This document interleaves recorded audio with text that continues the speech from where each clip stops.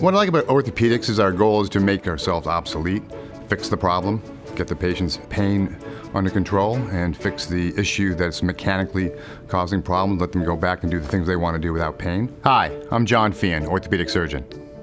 So there's the science side where people are looking at procedures we do and what the outcomes are and what we should be able to tell our patients to expect. And there's also just, sitting down and talking in regular language so patients can understand what their problem is and what our potential solutions are in easy to understand terms. Our reputation is real as being a very friendly, personalized experience. I've had patients, they didn't really feel like they're just a number in line. It's just a very friendly environment to work in, and the patients, I think, leave here feeling like they're taken care of by people who really cared about them.